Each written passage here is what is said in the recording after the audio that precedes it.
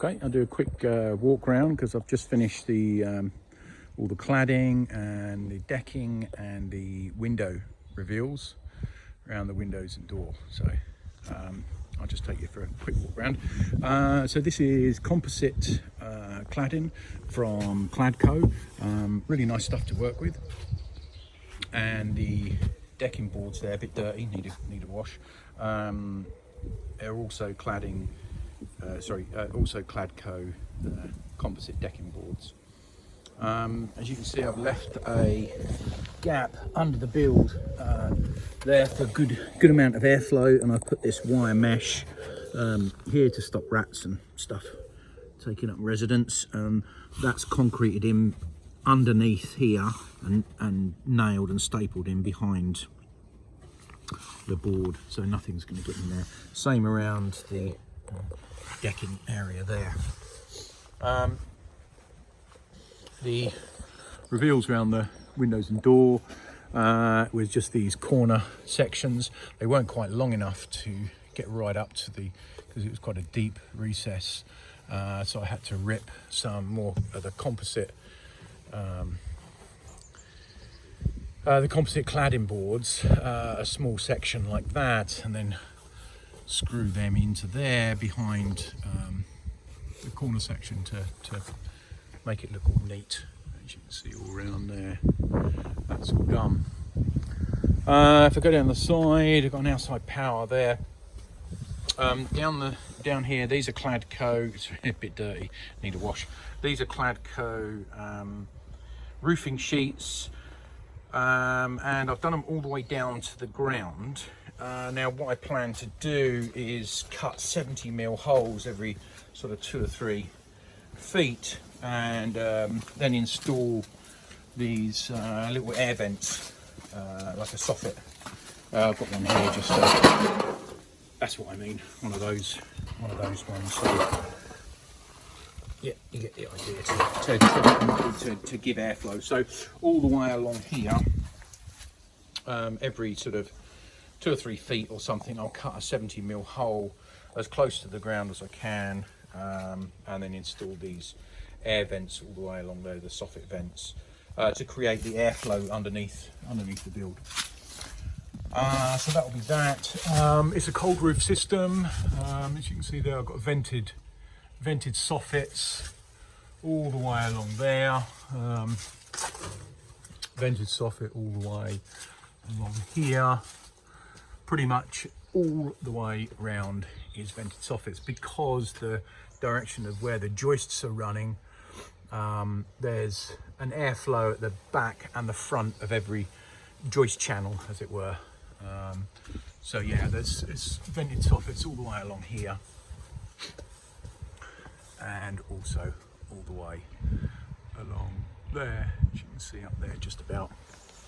Okay, so cold roof system, air flowing from front to back. Guttering, it's a rubber for roofs system.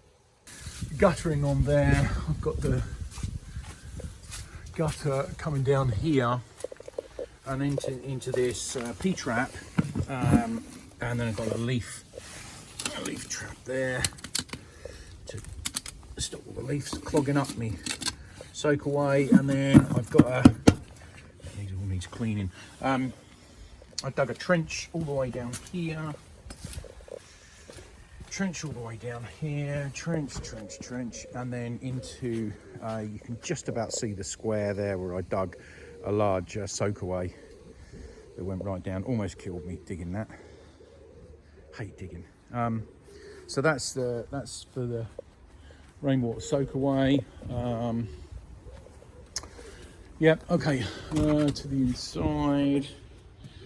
What I'm up to at the moment, all fully plastered, had a full skim done on it, not myself, got a plaster in for that. I've got a mist coat on the back wall there and the ceiling. I need to do a mist coat all the way round, and then proper final 1 or 2 coats, 2 or 3 coats on the ceiling and walls. I've done all the lights are all ready to go. I've done PIR light boxes that will It will give me a 50mm clearance all the way round, and these are the lights I've got. They come like that, but then they unclip to go in two to give a lot lower profile. So you can, you know, for a cold roof system, that's a real bonus. So wiring, I've got 16mm SWA cable here. You know, fuse box there. The 16mm, I dug a trench going all the way down the garden, underneath concrete, and then up the side of the house. You can just about see it there, going up the side of the house and into my son's underneath his floor and to the consuming unit in the house. So yeah, it's all off at the moment. I've got all the plug sockets I've just got hanging off because I need to do the painting. I've got two Cat 6A cables here going down as well, that are going down the trench as well in their own conduit and going into the house for a unified network, so I can get 10 gig up here if I need it, any future. I've got a access point there for Wi-Fi. Plenty of sockets. I think I've got 1, 2, 3, 4, 5, 6, 7, 8, 9, 10, 11, 12, 13 sockets. Should have plenty enough. Never have too many sockets. I've got some USB charge points as well. For the Cat 6A internally, I've got these 245 cables running here to go to a low point there and a high point. This is for TV, one on the wall there, and then the higher ones, I've got a high one there for TV, one over there for TV, and a network point there, and a network point there. So I don't know whether I'm going to have a TV on this wall or this wall. I'll just hang a picture over the plug socket if I don't want a TV there. Behind here, I've got laid in two pieces of wood behind here that would act as where I can put the TV brackets. So I've got pictures of that, where that support is to support the heavy weight of the TV. For heaters, I've got a fuse spur down here, and so I plan on putting a small heater there, and then I've got another fuse spur over here to put a small heater over here. It's quite a big room, so I thought I'd have one each side rather than just one bigger one. Light switches. I do a lot of home automation and smart switches.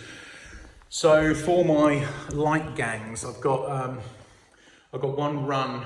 I split it up into three. That's why I've got 3 internal light switches and 1 external. That's for the external soffits. And these ones are split into 3 to have.